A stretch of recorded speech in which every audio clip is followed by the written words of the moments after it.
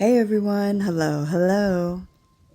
So, today's video takes us into the mystical and spiritual side of R&B as we explore singer Mario's evolving spiritual journey.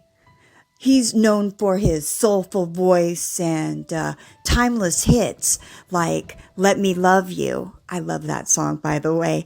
And Crying Out for Me. Mario has recently opened up about a different kind of love, a love for spiritual knowledge, energy, and the unseen world. He described himself as a mystic, a seeker of hidden truths, and he's been very candid about how he's learned to embrace what he once feared. Mario's rise in the early 2000s was meteoric. He was young, gifted, and had a voice that could melt a crowd. But behind that smooth image, Mario was on a personal search, not just for success, but for meaning. And in interviews over the past few years, Mario has said that his understanding of spirituality began to shift as he grew older. He began studying ancient traditions, systems of knowledge that some might label as esoteric or even witchcraft.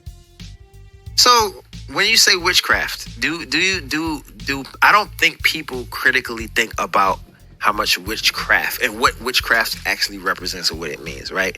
When you say it to a person who understands occult knowledge, and when I say that, I just mean the things that most people don't study, right? That's something that means you practice certain rituals based on intentions that have certain outcomes. Mm-hmm. You want to call it witchcraft? Cool. You want to call it spirituality? Cool. But I think that when people say, oh, that's witchcraft, it's because they don't understand that they also are involved in witchcraft and don't even know it in life. People performing on them, commercials performing on you. There's so much going on that people don't understand. I'm a person who like to bring things to the light slowly. And I don't mind people judging it what they don't understand. It's fine. I'm here. I'm a teacher. I'm a student and a teacher at the same time. So what you saw me carrying was a staff with a bunch of crystals on it that all work, right? Protect, emit, pull in, and ground energy. So I had about 16 different crystals I had on the staff. All of them have different purposes. And so at the top, I think I have an amethyst at the top and a quartz at the bottom, or vice versa. So quartz magnifies energy. There's quartz crystals in your phones. There's crystals in computers. Why? Because they're used as a conduit, right? They have some copper on there as well. Copper is what ancient Egyptians used to also ground energy and to protect and keep the energy flowing through their body. Then you have amethyst, which is a protection stone and cleansing stone. You have hematite and citrine and pyrite. Pyrite came from a meteorite that hit the planet over 50 million years ago. So pyrite represents vitality and movement. And also mercury, which is what I have tatted right here. A lot of people are like, oh, you got devil horns on your neck. That's not devil horns. It's the symbol Mercury. And Mercury represents communication and creativity. So a lot of the things that I do is based on intention and based on, it helps me to keep my energy protected, but it also helps me to keep things moving, because there's a lot of energy that's moving around us that we can't see every day, right? So I believe in that. I've been studying that and I've been moving like that, and I feel like it keeps me, it just keeps me protected and grounded and keeps me in the right space, bro. That's why I brought it. Okay. Yeah. You ain't got it with you right now, dude. I don't travel with it. Okay. You want to see it? Yeah. I want to see it. It's amazing, bro. It's truly amazing, bro. And I would say this to people: if you're ever unsure about something, just do your research. Do your research, because what you'll find is that there may be something that you connect with and you be like, let me try this for myself, and it may be something that works for you and helps you in life. And you'd be surprised what our ancestors were into, how they were protecting themselves during times of the dark ages, and how they were praying and what they were praying to, and how they were getting supported in a lot of ways. Like, we can't be scared of the knowledge that's actually ours and for us. That's what I will say. We obviously when I grew up, everything was fearful. Everything was like, don't do that, nigga. You're gonna go to hell. Don't brush my feet with the spoon. They spit on the broom. Like, Yeah. Don't split the pole. don't split the pole. Don't like you give power to these things. Like, what are you giving it power for? It's just like you gotta take the power back into your own hands. We have to do that because I'm gonna say this. There's a lot of witchcraft. Because witchcraft can be both good and like Good and bad. Good and bad. There's a lot of witchcraft that's performed on our people that we don't even know it. But because we're scared of it, we won't even study it to understand how to undo shit that's been done. Mm-hmm. And I'm the opposite. I grew up in that mindset, and then when I was 23, I became a mystic, and I started practicing the opposite way, and it's been changing my life ever since. And 10 years from now, you're gonna look and see the same person and be like, "How the fuck is he doing that?" So if you want to say it's witchcraft, say it's witchcraft. But if you want to say it's a person who understands and studies, then that's I think that's the right way to go about it. Okay. Yeah, Last so thing. I just What is a mystic? Oh, basically a person who studies the unknown, knowledges of existence. I don't have any type of association with any religious cult or group. Oh, okay. I'm a mystic, so I Okay. study a little bit of everything. Gotcha. And yeah, and it's been very helpful with me to understand how to navigate myself through this realm. Yeah. So yeah. There's not an occult that I could come in contact with and not understand what the intentions are. I know it when I see it. I know them when I see them, and it's we recognize what it is. I appreciate that. For sure, bro.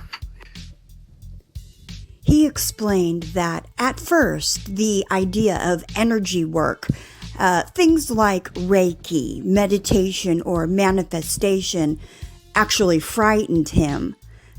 Like many of us, he had grown up associating those concepts with something dark or forbidden.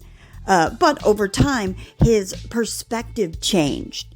He said, "I used to think anything that wasn't Christian or church-based was witchcraft, evil stuff. But once I learned what energy work actually is, I realized it's all about intention. It's about connection, not control." And that realization marked a turning point. Mario began exploring spirituality not as a fixed belief system, but as a journey inward. Mario's comments on witchcraft have sparked a lot of conversation online, mostly because of how he redefines it.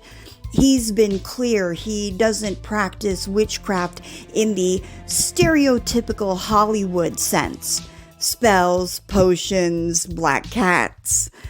Instead, he uses the term to describe spiritual knowledge, the understanding of nature, energy, and universal laws. Mario explained that his earlier fear of these concepts was rooted in ignorance, not evil. He said, it's not that energy work is dark, it's that people fear what they don't understand. The real darkness is ignorance. So, in other words, he believes the witchcraft label has been misunderstood for centuries. Many ancient practices like herbal medicine, astrology, and meditation were once demonized because they didn't fit in with the dominant religious frameworks. Mario's perspective echoes a broader cultural trend, especially among artists of color, to reclaim ancestral wisdom and reinterpret it through the modern spiritual lens. So, what does Mario mean when he calls himself a mystic? He defines it in this way. He said, a mystic is someone who studies the unknown, someone who seeks spiritual knowledge without being tied to a single religion. To him, being a mystic means being open to understanding universal energy, human emotion, and divine truth beyond the boundaries of dogma. You're also a mystic. I am. How do you know? I mean, I do my research. Okay. So tell us what that is. And I mean, being a mystic is kind of like being a pirate, right? You're surfing all of the shores. There isn't anything that is uncharted to you. You'll go anywhere and search the depths for truth. And I think it's one of the things that's freed my mind from any type of suppressed, thought forms and things of that matter. And it actually made me more creative, more free as an individual, learning about energy and how it works. It's a very interesting practice. So a lot of that you put into your album, is that why, to me, I like this album. I feel like it's a grown, mature Mario. Yeah, you know what I'm saying? Like, as opposed to the early 2000s, but you still have that early 2000s sound. So is that how you kind of balance that, because you're so in tune with your energies and everything like that? I mean, I think the practice definitely helped me to understand how to merge different energies with the music. And also, it just helped me to work with people in a different way to actually manifest the music the way that it comes. Because working with people and creating music, to me, is a very spiritual process, especially when you have multiple people in the room working. You got to understand how different energies work. It's like alchemy. So I would say so, yes. This philosophy connects deeply with the essence of R&B, a genre born from emotion, soul, and human experience. Mario's music, even his older tracks, often explore themes of love, pain, healing, and vulnerability. You could say his new spiritual awareness adds another layer to his artistry, one that merges soul and spirit. And this mystic mindset isn't just theoretical for him. Mario has said he's incorporated energy work and meditation into his daily life. He views self-awareness and vibration as keys to emotional balance and, by extension, to creative flow. One of the most powerful aspects of Mario's message is how it confronts fear. For many, the word witchcraft or mysticism still triggers discomfort, but Mario reminds us that fear often hides curiosity, and that that's real growth begins when we question our conditioning. He says his past fear came from misinformation, from hearing "that's bad" without asking why. By educating himself, reading ancient texts, studying energy work, and talking to spiritual teachers, he learned that much of what he called magic is really just the study of natural laws, energy, and human consciousness.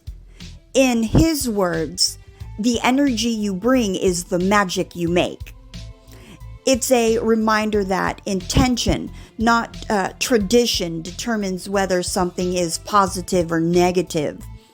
As Mario continues to evolve both musically and spiritually, fans have started noticing subtle shifts in his tone and lyrics.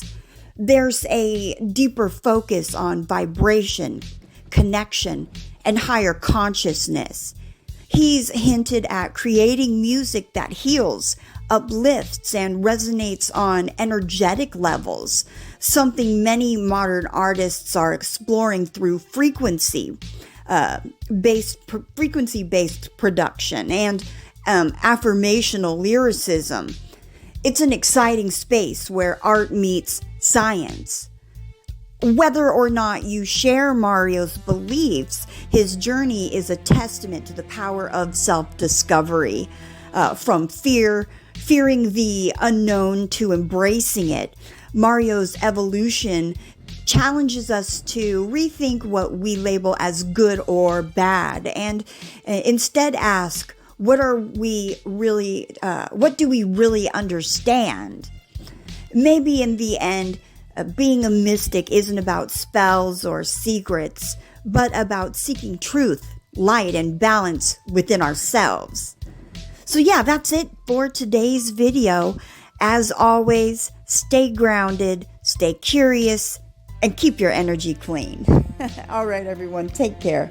Peace.